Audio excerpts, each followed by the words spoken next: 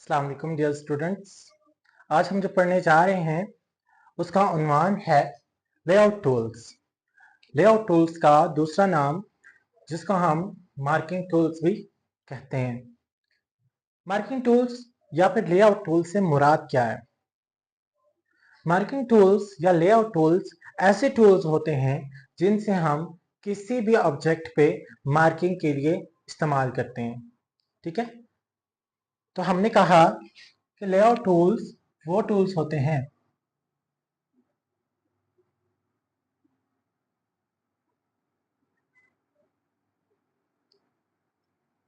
that are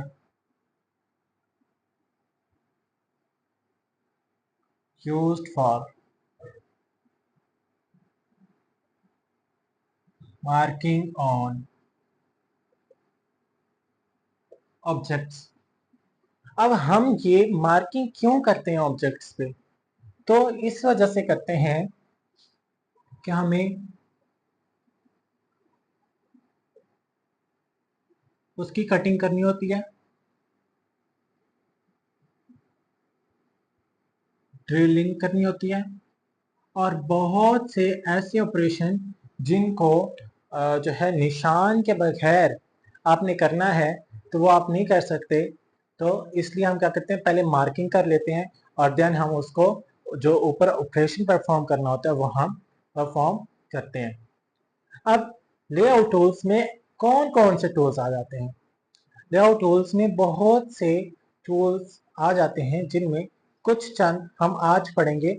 ठीक है, और उसमें है पहला हमारे पास सरफेस प्लेट। सरफेस प्लेट हमने कहा एक मार्किंग टूल है। ठीक है, कि क्या है? मार्किंग टूल है। इसका इस्तेमाल क्या है? पहला,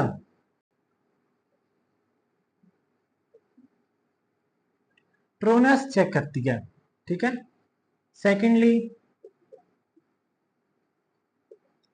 फ्लैटनेस चेक करती है ऑफ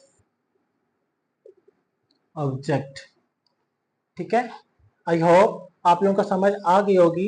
देख रहे हैं आप लोग फिगर में कि सरफेस प्लेट इस तरह की होती है, जिस तरह एक फ्लैट प्लेट हो उस तरीके से।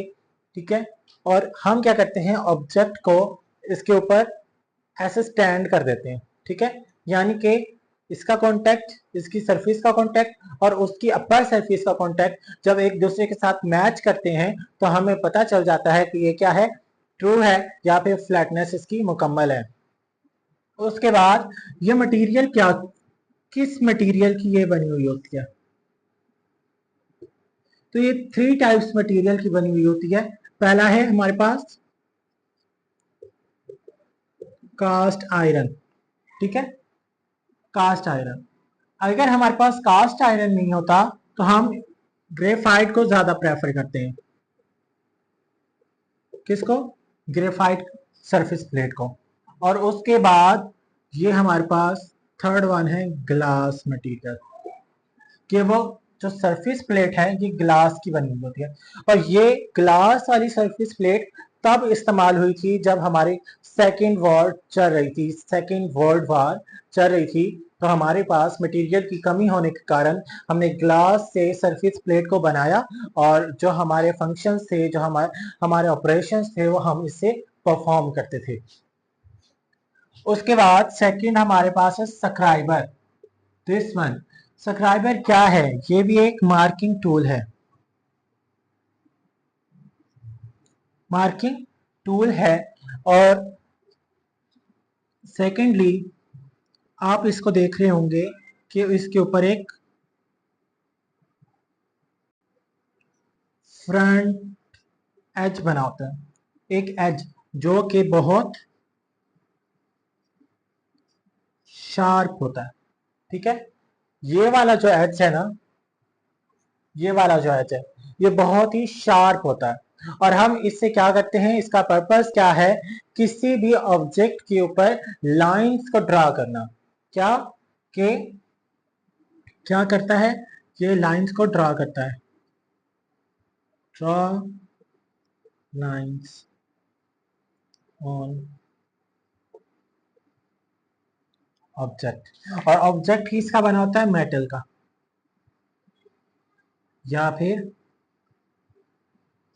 सॉरी स्टील का। ठीक है, हमने कहा कि जो स्क्राइबर है एक मार्किंग टूल है।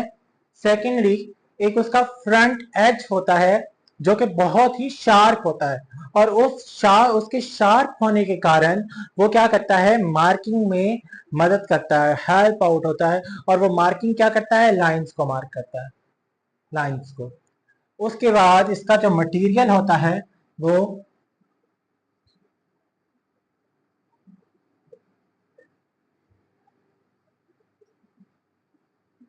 हाई कार्बन स्टील का बना होता है। ठीक है, ये किसका बना होता है? हाई कार्बन स्टील का, HCS का। उसके बाद हमारे पास आती है यूनिवर्सल सरफेस प्लेट।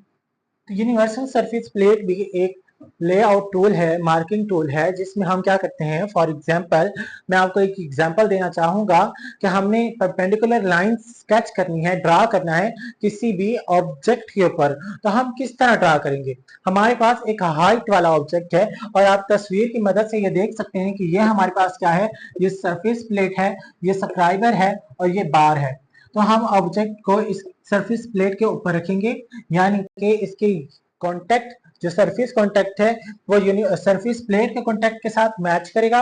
और इससे हमें क्या पता चलेगा कि ये बिल्कुल ट्रू है, फ्लैटनेस है इसकी। और उसके बाद हम क्या करेंगे? सब्सक्राइबर को एडजस्ट करके with the help of nut and bolt, और हम क्या करेंगे? अपने लाइंस को स्केच कर लेंगे। तो हमने कहा कि ये मुश्तमिल 3 से 4 चीजों पे होता है। ठीक है, पहला हमारे पास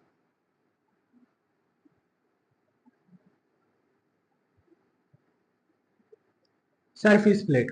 ठीक है, पहला हमारे पास क्या है? Surface plate. उसके बाद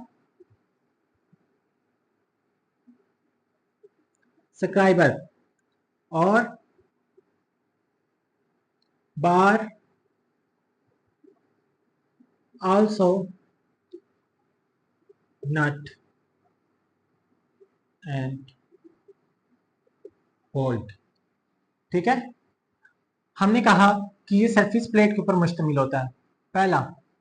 दूसरा हमने कहा सब्सक्राइबर, और थर्ड वन बार,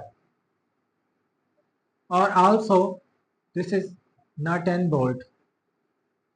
ठीक है, पर्पस क्या है इसका? क्योंकि हमने इसमें सब्सक्राइबर का जिक्र किया, तो सब्सक्राइबर का पर्पस क्या होता है?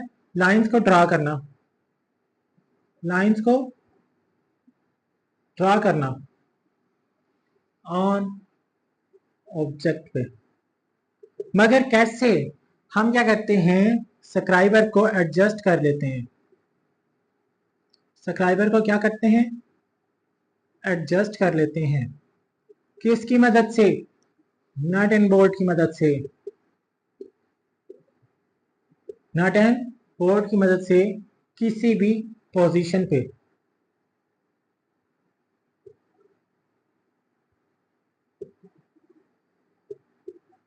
ठीक है, हम क्या करते हैं? लाइंस को ड्रा करते हैं सब्सक्राइबर की हेल्प से। ठीक है, ये लाइंस ड्रा करना, सब्सक्राइबर की हेल्प करना हम पीछे बाकायदे तौर पे पढ़ चुके हैं। और फिर सब्सक्राइबर को हमने कहा कि ऐसी पोजीशन पे एडजस्ट करते हैं जहां से हमें लाइंस को ड्रॉ करना बहुत आसान हो। उसके बाद हमारे पास आता है डिवाइडर। डिवाइडर बच्चों, आप लोगों ने छोटी क्लासों में ज्योमेट्री में इस्तेमाल किया होगा, जिसको हम कंपास कहते थे। तो इसीलिए कंपास को इंजीनियरिंग फील्ड में लाके हम क्या कहते हैं? डिवाइडर। और डिवाइडर का काम क्या होता है? आर्क्स या फिर सर्कल्स को ड्रा करना किसी भी ऑब्जेक्ट पे। उसके बाद यह हमें हेल्प करता था transfer dimensions from one place to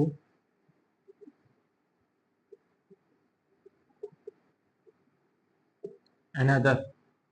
ठीक है, इससे हम क्या करते हैं, आर्क्स भी ड्रा कर सकते हैं, सर्कल्स भी ड्रा कर सकते हैं, और हम क्या करेंगे, डायमेंशंस को ट्रांसफर कर सकते हैं एक जगह से दूसरी जगह पे।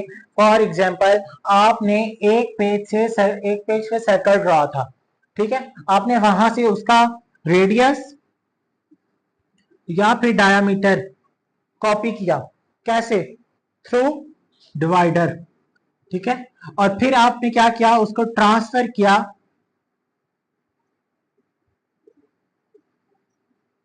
नेक्स्ट पेज पे या फिर कॉपी पे। तो उम्मीद करता हूं कि आप लोगों को समझ आ गई होगी, और जो इससे आगे आने वाले टूल्स हैं उनको हम कल डिटेल में पढ़ेंगे।